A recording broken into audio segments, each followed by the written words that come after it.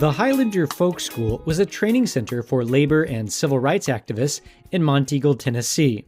During the 1950s, the Highlander Folk School held training sessions and workshops for civil rights activists. Rosa Parks attended a desegregation workshop there in August 1955, shortly before she was to refuse to give up her seat on a segregated bus in Montgomery, Alabama, an act of protest that sparked the ultimately successful Montgomery bus boycott. The Highlander Folk School began the Citizenship Training Program, also known as Citizenship Schools, which educated African Americans in the South about their voting rights and how to take political action. It also sought to empower people by improving their literacy skills. Civil rights leader Andrew Young once said, "If you look at the black elected officials and the people who are political leaders across the South now, it's full of people who had their first involvement in civil rights in the Citizenship Training Program." The Southern Christian Leadership Conference took over the Citizenship Schools program after 1961, training hundreds of activists throughout the South.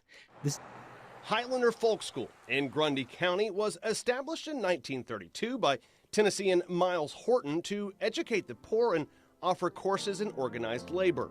What Miles Horton attempted to do when he started Highlander was to educate those people and give them a voice in what he considered their role in American democracy, because they were being left behind.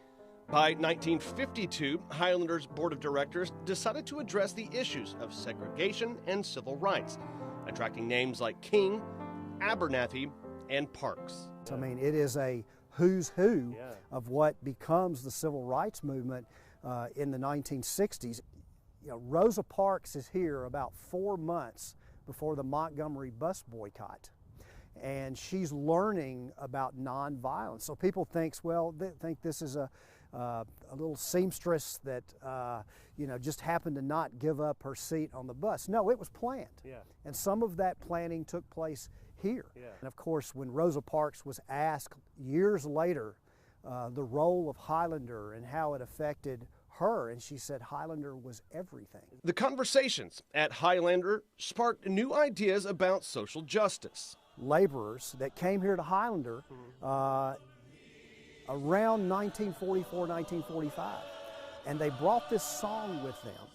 In 1957, when Pete Seeger came back, it was finally introduced to Pete Seeger, and so he changed a couple of the verses, and he changed it to "We Shall Overcome," which eventually becomes a significant part of the civil rights movement. As the black civil rights movement exploded, the school became a lightning rod for segregationists who condemned it as a communist and radical breeding ground. The Department of Justice and Hoover's FBI proclaimed Highlander innocent of all communistic accusations, but state and local officials still wanted the school closed. So at the end of a hot, honest day's work, the men here would pitch in a quarter to grab a cold beer out of the tub, hang out on the front porch just to relax. But that was the technicality in which the state of Tennessee could forever close the doors here at Highlander: the illegal sale of alcohol. Highlander was operating kind of, I don't want to say illegally, but counter to the Jim Crow laws in the state, which did not allow for whites and blacks to be in the same school, to stay in the same facilities at night, to swim in the same lake.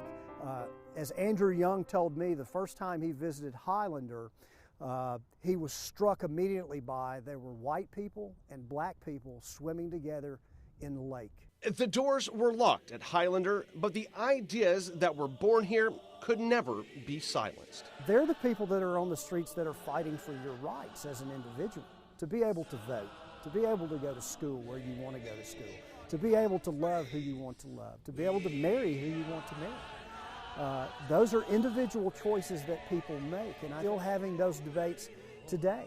It was a very accepting place for displaced people.